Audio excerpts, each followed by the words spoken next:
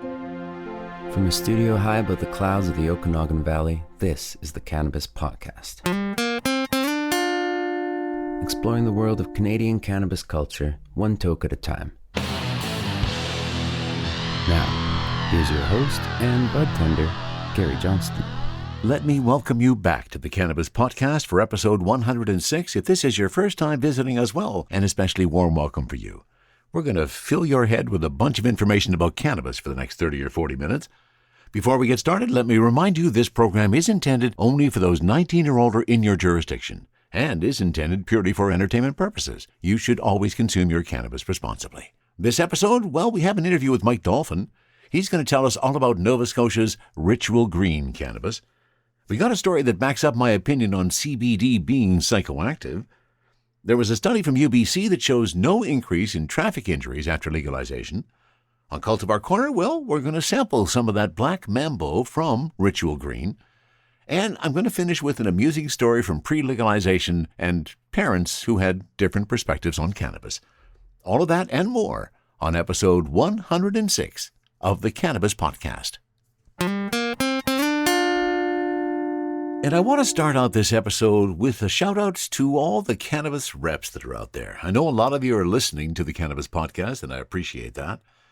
But many of you have made specific comments to me over the last few weeks about how much you appreciate the impact that the podcast is having, in that I continually put out information that we all need to be aware of, and the industry continues to grow, and we try to highlight some of that. And it really makes me feel good to understand that just an idea that I had about doing something and sharing some information about cannabis has been adopted by so many of you. I'm glad you've jumped on board. Thank you so much. Let me shout out a few names, those I can remember. And that could be an issue. Jason, just met Jason this last week, and he in fact was the one who sparked the idea of, he gets new people that are coming in to have a listen to the podcast to orient themselves with what the industry is doing. And I really appreciate that. So thank you, Jason. And Sam was actually with me that night that I had that cannabis-infused dinner, if you go back a few episodes, where I really got super stoned. So thanks, Sam. I appreciate you being here. Ty also pops into the store a whole lot. Ty and Sam Neb now promised that we're going to be going golfing soon, so I'm going to hold to that, guys. Jordana, of course, Sean, Lee, Jordan, Kaylee, Christine, Eric, Claire. Hey, if you're a cannabis rep and I haven't mentioned your name, and you listen to the show, well, send me a note. Let's fix that. Kevin, that's another one I can think of right now. I'd love to hear from you if you are in any way associated with the cannabis industry and you'd like a shout out, send me a note to info@cannabispodcast.com. And of course, let me thank my current subscribers, Christine, Jordana, William. Thank you so much. I really appreciate your support each and every month. And let me share with you the fact that my cannabis grow season is over. We're now fully into drying, curing, and harvesting, or harvesting, drying, and curing. I guess I should put it in the right order. As you are aware, if you have listened before, I harvested the Space Cookies, which was a cross of Afghan and Girl Scout cookies. Harvested that a little while ago because it's finishing up, I think, the third or fourth week of cure and starting to nug up. Finally starting to get some of those tight little nuggies that I've always talking about, but I've never been able to get much of. Some of that is starting to do it. Really getting good feedback on those who have sampled the Space Cookies. It has a pretty good taste. It seems to have a pretty good hit. And I have to think that one of the reasons why the cannabis that we grew this year is a little bit better is we used refertilizer. There was a bit of a debate between myself and my wife early in the season. She believes that the reason we lost our initial seeds is they got burned by the start refertilizer that we used. We contacted refertilizer. They kind of questioned whether or not that could have occurred or whether we had applied it incorrectly. Never really did figure that out. Just kind of put that off to the side, but thought, you know what, I still want to try from the grow and the bloom portions to see whether it will make a difference in the cannabis we grow. And I think it did. The buds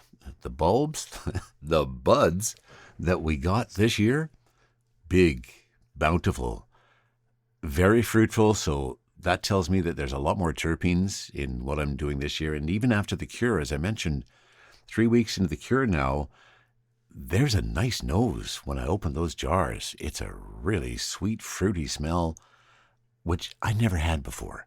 My weed never really had much of a smell. Sometimes it had a pretty good effect, but now it really has a bouquet, and I'm pretty stoked by that. And that brings me to today, when it was harvest day for the AK-47s. They had finished their 8th week of flower, and they were really bountiful. Some of them were having trouble holding themselves up, so it was time to bring them in. Also getting into some really cool nights now, too, so I wanted to kind of bring in the flowers from that perspective. Brought in those. There was only 3 plants remaining, and wow. Those 3 plants filled up my 8-tray drying rack. And so now we wait, and we hope that we've kind of figured out.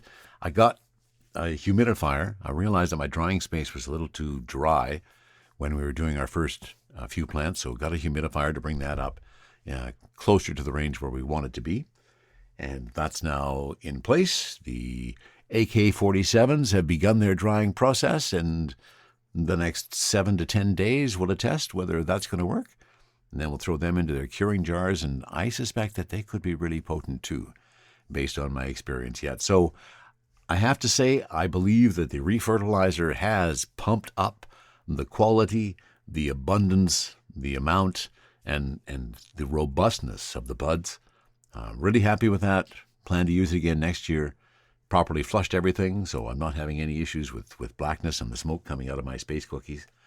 And I'm hoping for good things on the AK-47 as well. So it's been a good year. I mean, in terms of bounty, because I'm only growing just a few plants, I'm not getting the kind of bounty that's going to keep me in cannabis all year long. I wish. But that's not going to happen at the scale that I'm growing it, and I'm happy with that. I'm happy enough just to grow some really cool weed, add some different flavors and tastes into my circulation, and just enjoy the experience. It was fun watching it grow. It was fun watching it bloom and those buds just develop like crazy. And it was also fun cutting them down and sitting out on the back porch and doing just a little bit of wet trim, taking all those big leaves off, and getting everything ready before I put it in the dry racks. And now here we go. So Harvest 2022 is complete. I'll let you know what the end result is with the product once the cures are done.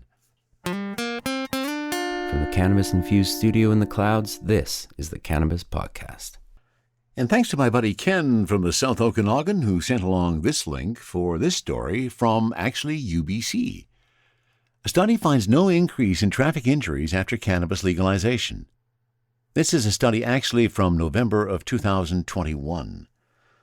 UBC Northern Medical Program Professor Dr. Russ Callahan has found that the 2018 legalization of cannabis in Canada was not associated with increases in traffic injuries. Dr. Callahan and his team looked at weekly provincial counts of traffic injury emergency department presentations of all drivers and youth drivers in Alberta and Ontario, the only 2 Canadian provinces capturing all ED visits occurring in the general population. Youth were defined as individuals aged 14 to 17 years in Alberta and 16 to 18 in Ontario. The project reviewed all Ontario and Alberta emergency department data from April 1, 2015 to December 31, 2019. The team found that immediately after cannabis legalization, there was no evidence of significant changes in traffic injury emergency department visits among all drivers or youth drivers. Implementation of cannabis legalization has raised a common concern that such legislation might increase traffic-related harms, especially among youth, says Dr. Callahan.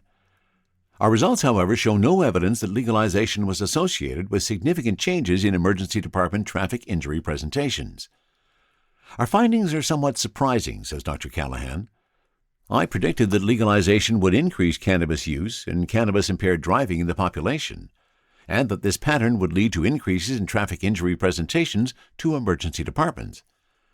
It is possible that our results may be due to the deterrent effects of stricter federal legalization, such as Bill C-46, coming into force shortly after cannabis legalization. These new traffic safety laws impose more severe penalties for impaired driving due to cannabis, alcohol, and combined cannabis and alcohol use. The project included researchers from UNBC, the Centre for Addiction and Mental Health in Toronto, University of Victoria, and Dalhousie University. Callahan and his team are currently conducting a follow-up study to examine the impacts of cannabis legalization on traffic fatalities in Canada from 2010 to 2020. The results of this follow-up study should be available in the summer of 2022. And thanks again to Ken from the South Okanagan for sending me that link for that story from the University of BC about the fact that there has been no documented increase in traffic injuries after cannabis legalization. So my guest on the Cannabis Podcast today is a gentleman all the way on the other side of the country. I can't think of what time it might be for him then when we're recording this interview. He is the Territory Sales and Education Manager for Nova Medical, and they are in Nova Scotia. Mike Dolphin, welcome to the Cannabis Podcast. Gary, thank you very much for having me. It's a pleasure to be here with you, and thank you for taking time. Big fan for a long time. I never thought it would bring us together in this capacity, but it's an honor to be here. Oh, cool. I'm glad you came along for the ride. You must be, you're 4 hours different. It must be after 10 o'clock there. Yeah, we're just after 10 p.m., but, That's dedication. Thank you. I appreciate it. So give me your cannabis story, Mike. How did you come to the cannabis world? Starting at the beginning, really, I had a very traumatic accident involving burns as an infant.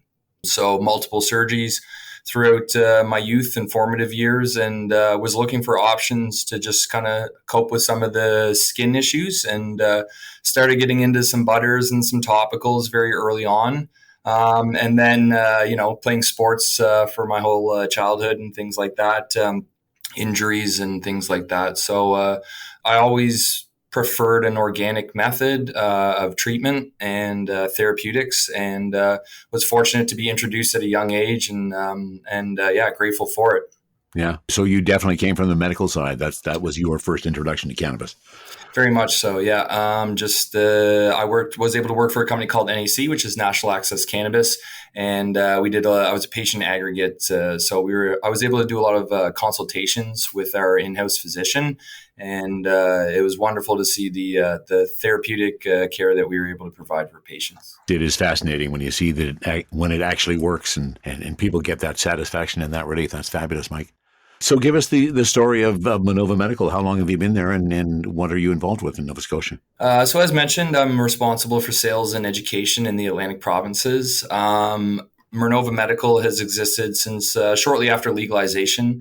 It was a pre-existing medical facility located in Windsor, Nova Scotia. After legalization and the end of prohibition, our parent company, Cresso Pharma, purchased the facility and created the recreational brand we know as Ritual Green. Okay, excellent. And Ritual Green, as we're speaking about it, I happen to have a couple of samples from Ritual Green in my hand. Is there a story behind Ritual Green, the name perhaps, or how that came to be? Our rituals come down to artisanal craft methodology. We really want to do the plant justice, the lineage, and that really comes down to our processes. We focus on craft cannabis, and that means no automation. Specifically when it comes to trimming and packaging. But also we do smaller amount of SKUs, but we try to do them as best we can. So we're into many batches, 30 plus batches of both those strains that you have. And it's all about the terps, right? So as you said, you got 4% there, and we continue to strive to provide those high quality experiences. Yeah, absolutely. And the interesting thing is, as you know, having listened to many Cultivar Corners, I critique labels and what's on the labels and what's not on the labels. And you've given me a fabulous opportunity. So I'm going to suggest that the label I've got here for Lemon Haze that's what you're going to be going forward with, because that's showing me all the terps, right? Absolutely correct. Yeah. Perfect. We do back that variable data up on our website. So you can go to ritualgreen.ca and enter your lot number, and both sets of variable data, THC, CBD, and terpene and original lineage and whatnot, you're going to have access to. Oh, that kind of transparency is fabulous. Excellent. Glad to hear you're doing that. And then we got THC at 28% on the Lemon Haze, which is your sativa dominant. So sales on that one has been pretty good? Very well. Yeah, it's extremely popular in the summer. And also our pre-rolls do exceptionally well. We do a straight slim. So we've kind of shied away from the tapered filter and gone for more so of what you would potentially roll yourself. And that's how we want to provide our customers with the best possible experience, and also an experience that they might how they would roll their own. So we've have tremendous positive response for these new cones from Futurola. Again, with our high terpene, high potent flower, hand trimmed, hand packaged. We're very proud of that. Yeah, absolutely. And the Black Mambo, which is the indica dominant, how has sales with that one been? Very well. That's actually the strain that we were able to enter into the CNB Cannabis Cup 2 years in a row. First round was regional, and we received honorable mention. And the second round was a national competition, which we also placed with honorable mention. So again, very proud of everything that we do and all the hard work that goes into the facility. The entire staff is extremely passionate and very plant focused. So. That's very cool to hear. It's an exciting industry when you get the passion of the people behind it, and then you develop a product and you get the pride in that product as it releases. That's got to make you guys feel real good. Exactly. Yeah. Kind of warm and fuzzy, So yeah. Very, very large sense of pride in our facility. So we'd love to have you down if you ever make it to the East Coast. We'd love to have you in for a tour.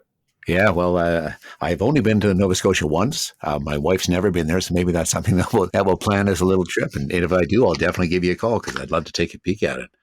So you mentioned earlier, Mike, some of the processes that you at Ritual Green and perhaps at Nova have developed that kind of set you apart. Can you give us a sense of what some of those are? Without, releasing too much information, you could say. Of course, yeah. No, we really want to listen to the plant. Obviously, the smells, the taste, the terp profiles, being consistent with our moms and our genetics so that we can dial in those strains and provide consistent quality. That is very, very much our focus is quality experience. And that comes down to the work and the labor. As we scale up, it gets more difficult to continue to maintain that quality, but that is our commitment first and foremost. And, that really comes down to, again, craft methodology, hand trim, hand package, small batch, whole plant, hang dry, slow cure, everything like that. So we don't want to rush our process because, you're compromising your quality, which means you're not doing justice to the plant, but also to your customer base. So that's, again, that's our commitment, quality. Yeah, well, and that's a good commitment to hold forth because that's what everybody's after. So that's fabulous. Where are you now? What provinces are you currently in? So we're currently in Nova Scotia, New Brunswick, Ontario, Saskatchewan, and Yukon. And how have you found the different provinces and the different methodologies behind how they're going through the distribution? Has that been a challenge for you? In certain capacities, yeah. The flow-through model, bringing that back, we've seen a lot of positive response from the private retailers. First and foremost, they're getting more product quicker, and that's imperative. Unfortunately, I hear about the strikes that are going on in BC, so that's very, very difficult. Our hearts go out, and we hope that that situation is resolved very quickly. As far as provinces, they're all different, whether it's Crown, private, anywhere in between. Access, we need more consistent access. We'd like to see more options as far as like consumption spaces, cannabis tourism, really open up some of the spaces. For example, in Nova Scotia, when you enter a cannabis retail store, it's going to look very different than one in Ontario or one in New Brunswick, for example. We are 100% Crown here, so we don't have any private locations here in Nova Scotia yet. Okay, so it's all government, and so they obviously handle their own distribution then, so that would be the same thing, a monopoly there too. Very much so. So that's where like education is very, very crucial. So that's, one of my major roles within Ritual and Nova is to go out to these storefronts to hold product knowledge sessions with their team members. And I don't just educate them about products in general, I also educate them about cannabis.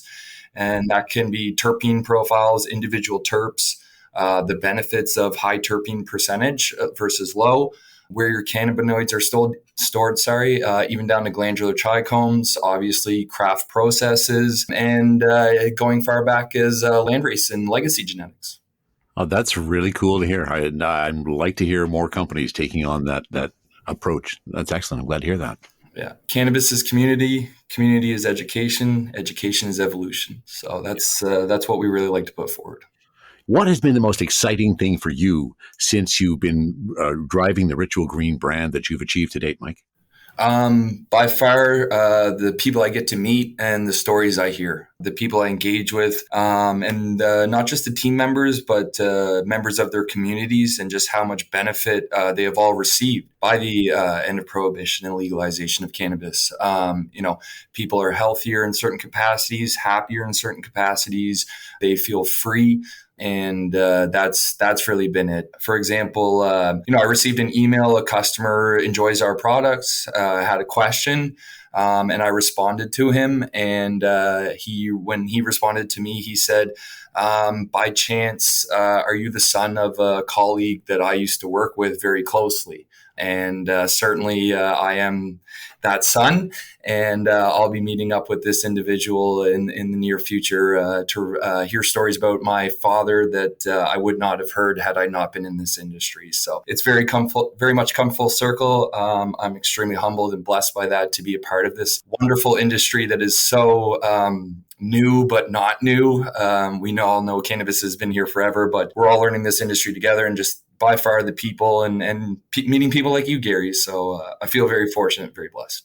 Yeah, it's true. And that's a great story. Thanks for sharing that one, Mike. And that's what I found too, that it is about the connections, the people that you meet that you might not have, sometimes somebody comes through the door, or you walk into a store and you see somebody and you go, there's that connection you make. And that's a real cool part of this industry that I absolutely love. So what are the future plans for Ritual Green? Do you have some other phenotypes that you're looking to bring to market? We do.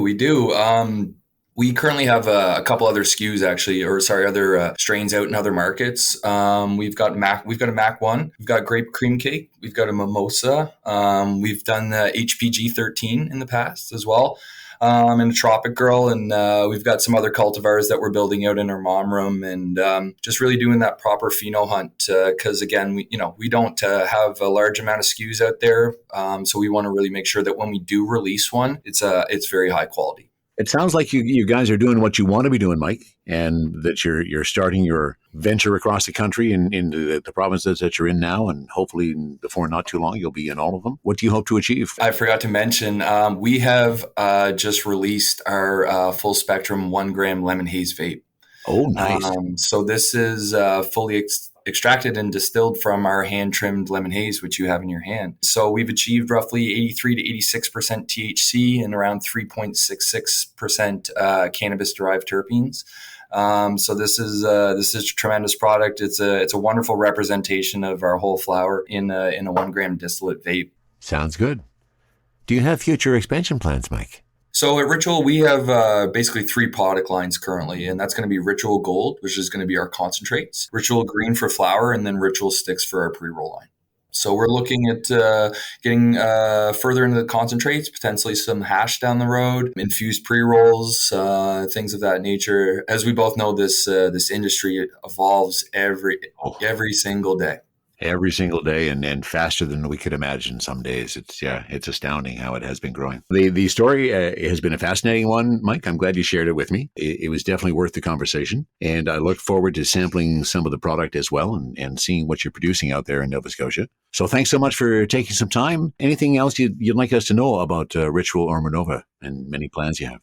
Greatly appreciated, Gary. Keep a lookout for us. We're going to continue that community engagement, keep producing that high quality flower. We're looking to represent Nova Scotia in all provinces, coast to coast eventually. Scaling up will come without compromising quality. And again, that is our commitment and our focus. So when you see us do pop up in other provinces, you know that you're going to receive that same high quality craft cannabis that all other provinces receive as well. Excellent. Well, we look forward to it. And so now, Mike, it's time for the hot seat questions. Let's go. I'm ready. Your favorite cultivar? I have to go back a little bit. That's going to be Jack Herrera. Okay, sure. Nice choice. Yeah, for sure. Smoked it in Amsterdam, about 10, 15 years ago. Cool. Hard to find, but when I do, I definitely keep it around. And functional, clean, euphoric. It ticks all the boxes. Yeah, nice. That's a really nice choice. Edibles or flower? See, I've had so much benefit from RSO, so it's a difficult. But yeah, no, flower for sure. That's where it started, and that's where it'll end. Okay. Joint or bong? Joint for sure. Blunt, any way you want to roll it. I'm there, whether it's on a skateboard or on a nice tray, anywhere in between. Nice. Excellent. And since you are from Nova Scotia, this question may derive a different answer than some I have before. That's my traditional, what do you call 3.5 grams? Growing up, we didn't really buy an eighths or 3.5s. It was always 2 for 20 or 5 for 40. Okay. But then working in the retail space, predominantly it would be, can I get 3.5? So, Yeah. and It's then funny how retail introduced that. To your point, I mean, we out here we used to buy a lid. A lid was like 2 or 3 fingers, and I think it was $15. Nobody ever talked about 3.5 grams before legalization came along. yeah, I couldn't agree more. And then if you're buying an ounce, it was a zip, Yeah, full absolutely. zip, right? Yeah, very cool. No, it wasn't. It wasn't until I worked in the retail space where I heard 3.5. I'd heard eighth before and stuff, but it was not. It wasn't something that we used here in Halifax or Nova Scotia in general. Yeah, I would agree wholeheartedly. Well, excellent. I'm glad we finally got an opportunity to meet virtually, Mike, and you to share your story of Ritual Green Cannabis. Thank you so much, sir. And it's late at night. It's probably time for you to head to bed. Well, we'll have that little tuck-in puff of some Black Mama to say goodnight. But thank you very much, Gary. It was a pleasure, and keep doing what you're doing. We greatly appreciate all your efforts and your voice. Thank you very much, sir. Enjoy your night. You too. Take care. THC, CBD, terpene profiles, what's in me? Oh, please explain to me. Cultivar Corner, Cultivar Corner, oh yeah. Cultivar Corner, please explain this stuff to me. Welcome once more to Cultivar Corner, and we're heading back to the East Coast for our second from the folks at Ritual Green. This is Black Mamba. Now, you heard me talk about Ritual Green a little earlier in this episode with Mike Dolphin. And we're doing the Black Mamba, which, in terms of their labeling, is using the old format of the labels. The Lemon Haze we did, the file that I lost, that did have very clear labeling on it, which included the terpenes, the total terps, and the terps inside. One thing they have carried on, though, you can check out the lot number at ritualgreen.ca. And let me remind you of where you're going when you do that. You're going to the Crafted Batches page, and that's where you're going to be able to put in your lot number. And I did that for my Black Mamba. Let's talk about what we got here. Indica dominant, 25.2% THC. And now, as I said, the label I have does not have any of the terpenes on it, but that is available when I do the lot number on the website. And here's what I've got. Total THC, as I said, 25.3. Total terpenes, 1.92, and the terpene profile is including some limonene at 0.62, alpha-caryophyllene at 0.40, myrcene at 0.23, and beta-pinene at 0.15. So let's take a look at what the nose is. Now, what do they say that the nose on this guy is going to have? Let me get the sheet about. Black Mamba is a potent, heavy-hitting indica dominant strain believed to be an exotic cross of mint chocolate chip and the cube. Black Mamba has dense, solid buds. I have to agree with that. They're really, really solid buds. Caked in trichomes that are purple and green in color. Let me pull up the jeweler's loop. Let me see if I can pick up any of those purple or green notes. Well, obviously the green I can pick up. Let's put it this way. If I can't pick up the green, I have some problems. Now, any of the purple notes, I'm not picking up a whole lot of purple in the bud that I'm looking at. It is very trichome rich, though. Lots of glowing trichome fields in there. And they are very, very dense. So this particular phenotype has a strong, unique aroma reminiscent of overripe mangoes and creamy, tangy yogurt that intensifies when given a light squeeze. So, now, I'm not really too sure what overripe mangoes smell like. There's definitely some fruity tones in there. It's fairly abundant at 1.92% total terps. Very nice. Now, let's see what happens if I give this bud a little light squeeze. Okay, yeah. Little bit intensifying when you do squeeze it. Well, what's the important part of what we're talking about here?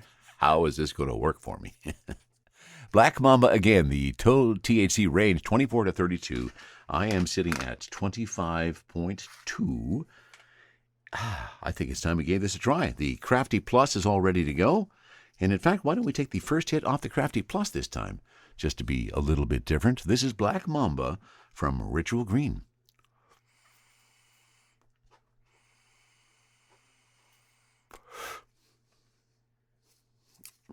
Oh, yeah. Oh, that's a really nice taste in the vaporizer. Might be some of that creamy, tangy yogurt I'm picking up on that, and maybe some of that overripe mango. Well, to do a proper two-fisted test of this, let me get the joint going too.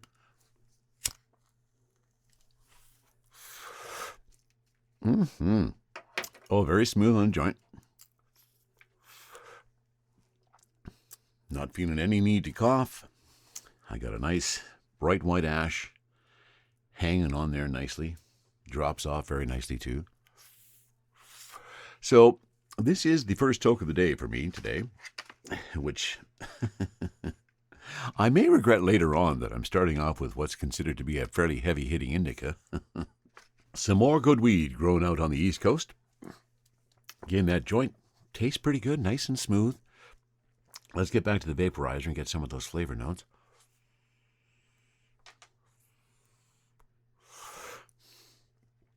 I just love how much you can taste the flavor when you put the weed in a vaporizer. I can't stress that enough. If you still haven't given that a try, you really are doing yourself a disservice. You should get out there and give it a try because it really makes the taste of the cannabis just delightful. Now, yes, you do have to change your smoking habits, especially if you've been smoking a bong. Moving from that to a vaporizer is going to be a really disappointing first experience, I suspect.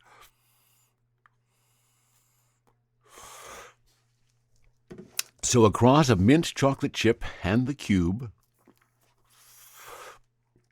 Black Mambo with those dense, solid buds. Now, that was the only thing of perhaps criticism I have to offer, and this package was packaged back in March. So that's a little old in these days, but the weed has held up pretty well. I have to say it's certainly not as dry and crumbly as some of the stuff that was packaged earlier in the year has been that I've done. Nice flavor notes on it. Nice looking bud. Again, I didn't pick up any of those purple notes as I squeezed it in through my jeweler's loop.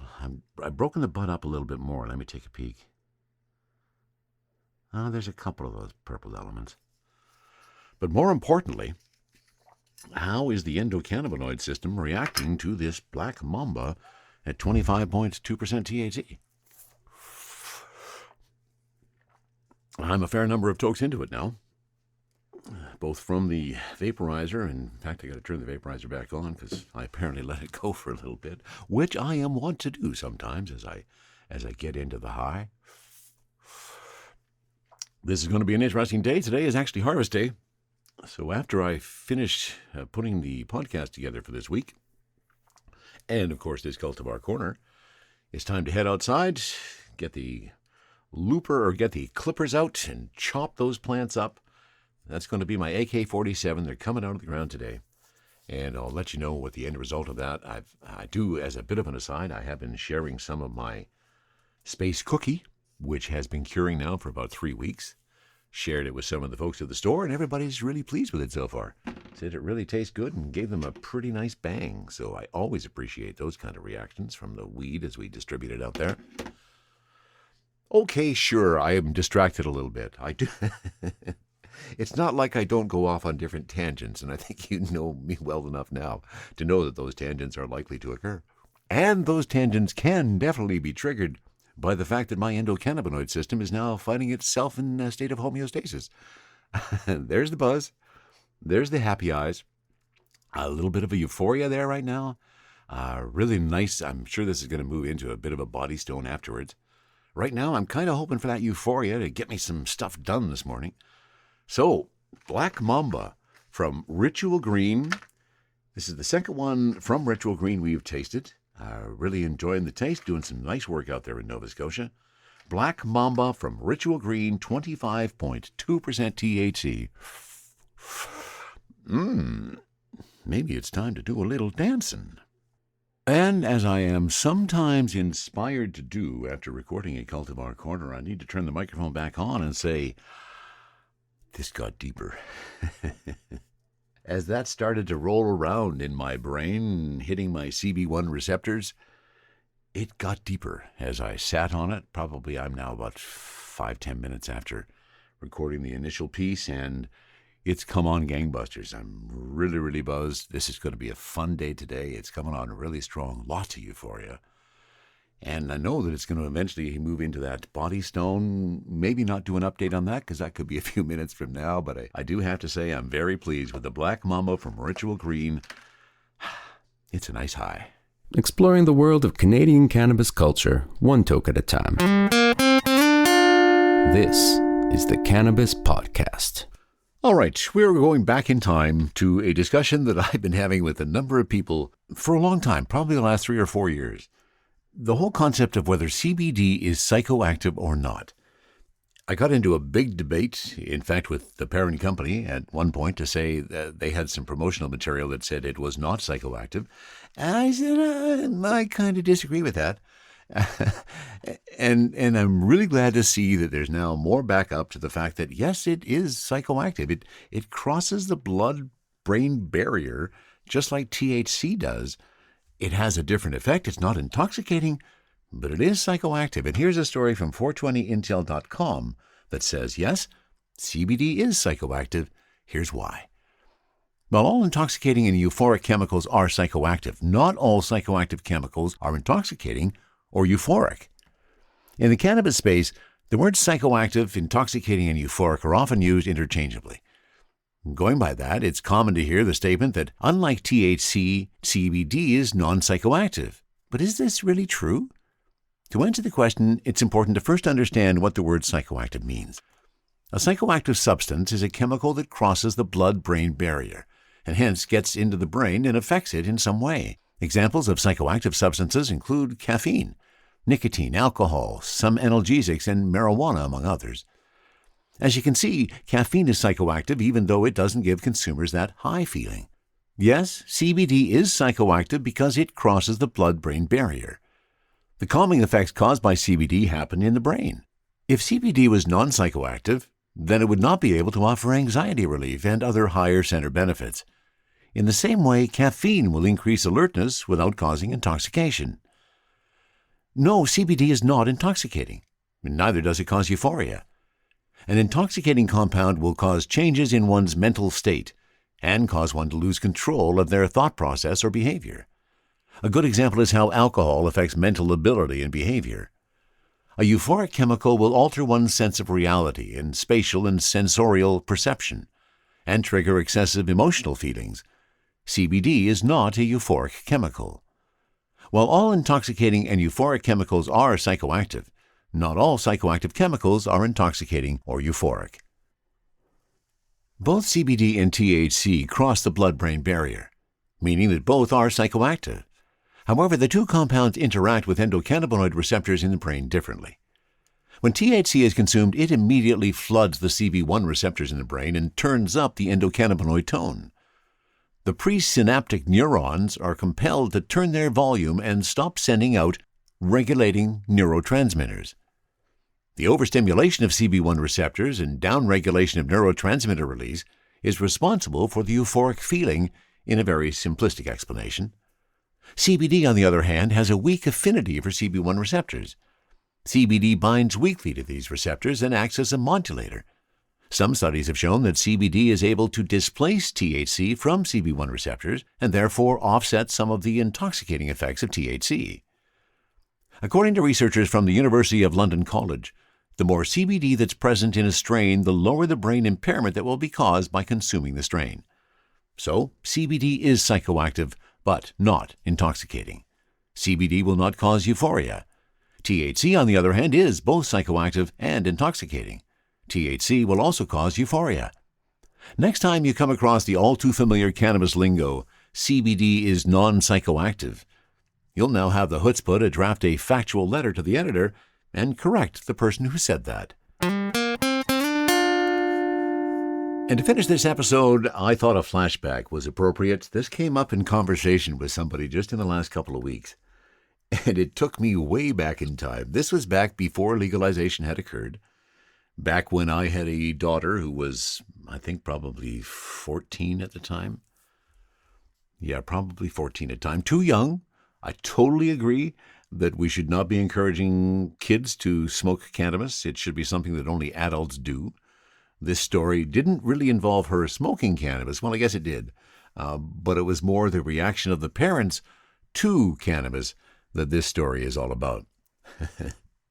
As you well know, at least you should if you've been listening to this podcast for any length of time, I have been passionate about cannabis for all of my adult life. Basically, from the time I was 17 years old to now, I have become a proponent of cannabis, and I have never wavered in that. And if anybody ever asked me in all of those times whether I consume cannabis, I would always say, yes, I do, and provide any other answers that they wanted. Now, when you have, if you have ever been a parent, and especially a parent of a teenager, you will run into a circumstance where you may have differing opinions than the parents of your child's friends. Very different opinions than your parents' child's friends. This story involved my daughter going with some friends. Now, I guess as a bit of background, the father of the main friend involved was a minister at a local church. I won't name the church. I won't go any further than that. But that does kind of play into the scenario. So they went to a drive-in, which, for those of you who are not familiar with them, is a large outdoor screen where you watch a movie. There aren't very many of them around anymore. There does happen to be one in the North Okanagan, and that was the drive-in that they went to watch a movie. And then after they came back from said movie, we're now probably a couple of days later, I get a phone call from this minister, the father of the daughter involved, and he would like to come over because something happened at the drive-in that they think is important and they want to discuss it. I asked my daughter for a bit of heads up. She didn't provide any. Of course, what 14-year-old girl will set herself up if she doesn't have to? And here we go. They showed up, arrived at the back door. We sat him down on the couch, and he basically jumped right into the fact that while they were at the drive-in in the last Saturday night, that my daughter, his daughter, and I think one other people, might have been two others involved, had gone off and had consumed a marijuana cigarette that they had obtained through somebody at school for $10. And they wanted to know what I felt about that. Now, again, as a parent, a responsible parent, certainly we don't want kids doing cannabis, drinking, any of those kind of things until they're 18 years old. I got that. That's the way I feel. But when he made that statement to me, the first thing that went through my head was, they paid $10 for a joint? So you see the different perspectives of cannabis reality that was in said situation. And I think that family moved away soon after that. So I never had a reoccurrence of it. Sat down, obviously had a discussion with my daughter to make sure that she was clear on what the boundaries were. And if she had any questions, let's talk about it.